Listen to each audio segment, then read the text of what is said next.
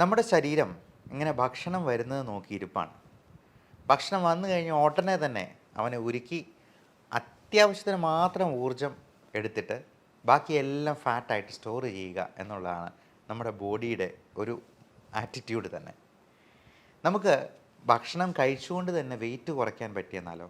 അത്തരത്തിലുള്ള ഭക്ഷണങ്ങളെ നമുക്ക് ഇന്നൊന്ന് പരിചയപ്പെടാം. നമസ്കാരം, ഞാൻ doctor Bibin Jose, pulmo medical centre, Pala, Kanjirappally and Sultan Bathery. ചില തരത്തിലുള്ള ഭക്ഷണങ്ങളുണ്ട്. അത് ചെല്ലുമ്പോഴത്തേക്കും ശരീരം വിചാരിക്കും, ഈ ഭക്ഷണം എല്ലാം കൂടി ദഹിപ്പിക്കുമ്പോഴത്തേക്കും ഒരു 100 കാലറി എങ്കിലും എൻ്റെ കയ്യിൽ നിന്ന് ചിലവാകും. എന്നാൽ അതിൽ നിന്ന് കിട്ടുന്നതോ വെറും 10 കാലറി. അങ്ങനെയുള്ള ഭക്ഷണങ്ങളിൽ ചിലതാണ്. അതിൽ ഏറ്റവും അഗ്രഗണ്യൻ ചക്കയാണ്, ചക്കപ്പുഴുക്ക്. നമ്മൾ ഈ ചോറ് കഴിക്കുന്നതിന് പകരം കപ്പ, ചേന, ചേമ്പ് പോലുള്ള സാധനങ്ങൾ കഴിക്കുന്നതിന് പകരം ഈ ചപ്പാത്തിയോ പൊറോട്ടയോ ഒക്കെ കഴിക്കുന്നതിന് പകരം ചക്കപ്പുഴുക്ക് ഒന്ന് കഴിച്ചു നോക്കൂ. അതിന് കൂടെ അല്പം പ്രോട്ടീനും കൂടി സപ്ലൈ ചെയ്യാൻ വല്ല മീൻകറിയോ, പ്രത്യേകിച്ചും ചെറുമീനുകളായ ചാള, അയല തുടങ്ങിയവ, വല്ല നത്തോലിയോ ഒക്കെ കറി വെച്ച് കഴിക്കുകയാണെന്നുണ്ടെങ്കിൽ ഏറെ നല്ലത്. ഇത് രണ്ടും കൂടി കഴിച്ചെന്നാൽ നമുക്ക് ശരീരഭാരം കുറയും എന്നുള്ളതാണ് മനസ്സിലാക്കേണ്ടത്. അതേപോലെ നല്ലപോലെ പച്ച നിറത്തിലുള്ള പച്ചക്കറികൾ, പച്ച നിറം എന്ന് പറയാൻ കാരണം അതിൽ കൂടുതലായിട്ട് കരോട്ടനോയിഡ്സ് അല്ലെങ്കിൽ ഗ്രീൻ ലീഫി വെജിറ്റബിൾസിൽ അടങ്ങിയിരിക്കുന്ന ഫൈബർ കണ്ടൻറ്റ്, അത് നമ്മുടെ കുടലിനെയെല്ലാം ഒരു ചൂല് പോലെ അടിച്ച് വൃത്തിയാക്കി നമ്മുടെ മലമെല്ലാം നല്ല സ്മൂത്തായിട്ട് രാവിലെ തന്നെ പുറന്തള്ളാനായിട്ട് സഹായിക്കുകയും ചെയ്യും. അപ്പോൾ ഈ ഗ്രീൻ ലീഫി വെജിറ്റബിൾസും അധികം മധുരമില്ലാത്ത പഴങ്ങളും ഒത്തിരി മധുരമുള്ള ഫ്രക്ടോസ് കണ്ടൻ്റുള്ള ഫ്രൂട്ട്സ് പലപ്പോഴും നമുക്ക് കൂടുതൽ കാലറി പ്രദാനം ചെയ്യും. അപ്പോൾ നമ്മൾ കഴിക്കുന്ന ഓരോന്നിലും കൃത്യമായിട്ടുള്ള കാലറി എത്രയുണ്ട് എന്നുള്ളത് നോക്കി മനസ്സിലാക്കി അത് നോട്ട് ചെയ്ത് വയ്ക്കുക. ഈയിടെ ആടുജീവിതത്തിന് വേണ്ടി പൃഥ്വിരാജ് 31 കിലോ വെയിറ്റ് കുറച്ചു എന്നാണ് പറയപ്പെടുന്നത്. ആ സിനിമ കാണാൻ പോയത് തന്നെ പൃഥ്വിരാജിൻ്റെ ആ ഡെഡിക്കേഷനും മേക്ക് ഓവറും ഒക്കെ കാണാനായിട്ടായിരുന്നു. അതിൽ നിന്നൊരു ഇൻസ്പിറേഷൻ കിട്ടാൻ വേണ്ടിയായിരുന്നു. അദ്ദേഹം അത് അത് എങ്ങനെയാണ് കുറച്ചതെന്ന് ചോദിച്ചെന്നാൽ വെറും കട്ടൻ കാപ്പി മാത്രം കുടിച്ചിട്ടാണ്. പൃഥ്വിരാജ് മാത്രമല്ല, കൂടെ ആക്ട് ചെയ്ത ഗോകുൽ എന്ന് പറയുന്ന നടനും കട്ടൻ കാപ്പി മാത്രം കുടിച്ചു, മധുരമില്ലാത്ത കട്ടൻ കാപ്പി. അത്തരത്തിലുള്ളൊരു കോഫി കൂടി ഞാൻ ഈ കൂടെ പരിചയപ്പെടുത്തുകയാണ്. കുർക്കുമിൻ കോഫി എന്ന് പറയാം. നമുക്കറിയാം, കുർക്കുമിൻ എന്ന് പറയുന്നത് മഞ്ഞളിൽ അടങ്ങിയിരിക്കുന്ന ആക്റ്റീവ് ഇൻഗ്രീഡിയൻ്റ് ആണ്. അതിൽ ഒരുപാട് ആൻറ്റി ഓക്സിഡൻറ്റ് പ്രോപ്പർട്ടീസ് ഉണ്ട്. പക്ഷേ നമുക്ക് ഈ മഞ്ഞൾ കലക്കി കുടിച്ചെന്നാൽ ഈ ആൻറ്റി ഓക്സിഡൻറ്റ് പ്രോപ്പർട്ടീസ് കിട്ടത്തില്ല. പലപ്പോഴും ഈ ഡൈക്ലോഫെനാക്ക് എന്ന് പറയുന്ന വേദന സംഹാരിയായിട്ടുള്ള NSAID ഗ്രൂപ്പിൽ പെടുന്ന മരുന്നിനേക്കാൾ കൂടുതൽ എഫക്റ്റീവായിട്ട് നമുക്ക് ഈ ജോയിൻസിലുള്ള നീർക്കെട്ട് കുറയ്ക്കാനും വേദന കുറയ്ക്കാനും ഒക്കെ ഈ കുർക്കുമിൻ കൊണ്ട് സഹായിക്കും. അതുപോലെ കഫക്കെട്ട്, ബ്രോങ്കൈറ്റിസ്, റൈനൈറ്റിസ് തുടങ്ങിയുള്ള പ്രശ്നങ്ങൾക്കുമൊക്കെ കുർക്കുമിൻ ഒരു നല്ല പ്രതിവിധിയാണ്. എന്നാൽ ഈ കുർക്കുമിൻ നമുക്ക് മഞ്ഞളിൽ നിന്ന് കിട്ടണമെന്നുണ്ടെങ്കിൽ, ബയോ അവൈലബിൾ ഫോമിൽ കിട്ടണമെന്നുണ്ടെങ്കിൽ 1 കിലോ എങ്കിലും മഞ്ഞളെടുത്ത് നമ്മൾ കലക്കി കുടിക്കേണ്ടതായിട്ട് വരും. അത് വയറിന് പ്രശ്നം ഉണ്ടാക്കാനോ അലർജി ഉണ്ടാക്കാനോ ഒക്കെ കാരണമാകും. പകരം ഈ കുർക്കുമിൻ എന്നുള്ളത് ഏറ്റവും നല്ല ഗ്രീൻ കോഫി എക്സ്ട്രാക്റ്റുമായിട്ട് അതിൻ്റെ ആ ഒരു നാനോ മോളിക്യൂളുമായിട്ട് കമ്പൈൻ ചെയ്ത് കുർഫി എന്ന പേരിൽ നമുക്കിപ്പോൾ അവൈലബിൾ ആണ്. ഞാൻ കുർഫി എല്ലാ ദിവസവും രാവിലെ തന്നെ 2 കപ്പെങ്കിലും കുടിക്കാറുണ്ട്.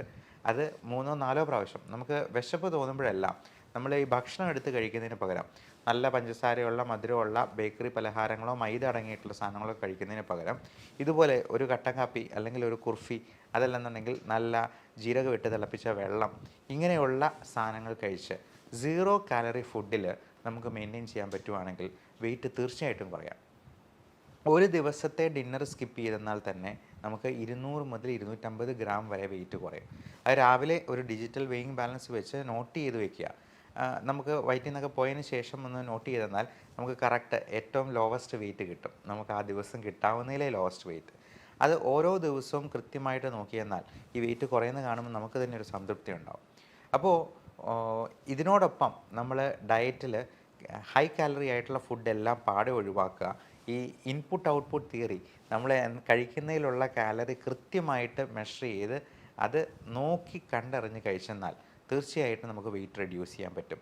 അപ്പോൾ ഈ ഒമാഡ് എന്ന് പറയുന്ന ഒരു ഡയറ്റ് പ്ലാൻ തന്നെയുണ്ട്. 1 മീൽ എ ഡേ എന്നാണ് പറയുക. ഒറ്റ നേരം മാത്രം ഭക്ഷണം. ബാക്കിയുള്ള സമയങ്ങളിലൊക്കെ ഈ മധുരമില്ലാത്ത കട്ടൻ കാപ്പി അല്ലെങ്കിൽ മധുരമില്ലാത്ത കുർഫി തുടങ്ങിയവ മാത്രം കഴിക്കുക. നല്ലപോലെ വെള്ളം കുടിക്കുക.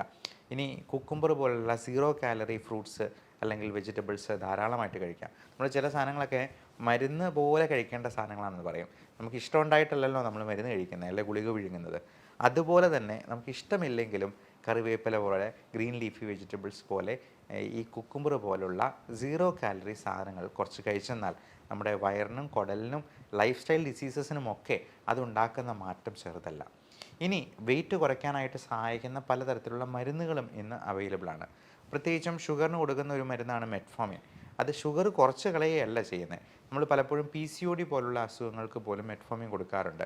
ഫാറ്റി ലിവറിന് മെറ്റ്ഫോമിൻ ഹെൽപ്ഫുള്ളാണ്.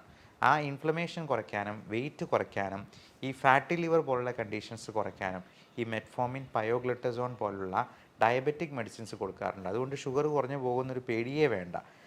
ഒരു ദിവസം 2000 മില്ലിഗ്രാം വരെ മെറ്റ്ഫോമിൻ നമുക്ക് ആരോഗ്യവാനായിട്ടുള്ള ഒരു മനുഷ്യന് കഴിക്കുന്നതിൽ ഒരു കുഴപ്പവുമില്ല.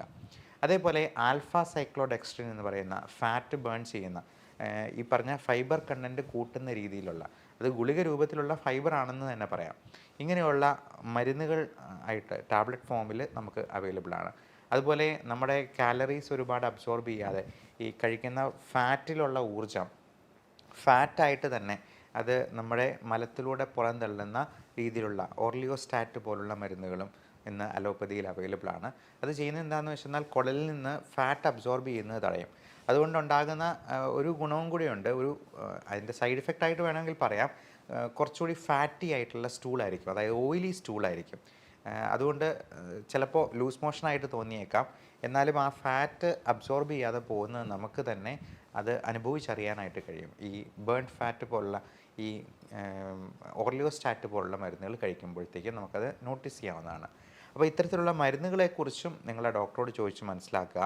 വെയിറ്റ് കൂടുന്നത് എല്ലാ തരത്തിലും ലൈഫ് സ്റ്റൈൽ ഡിസീസ് ഉണ്ടാകാനും ഇന്ന് മാൽന്യൂട്രീഷൻ കൊണ്ടുണ്ടാകുന്നതിനേക്കാൾ പ്രശ്നം ഈ മോൾ ന്യൂട്രീഷൻ കൊണ്ട് ഉണ്ടാകുന്നു എന്നാണ് സരസമായി പറയാവുന്നത്.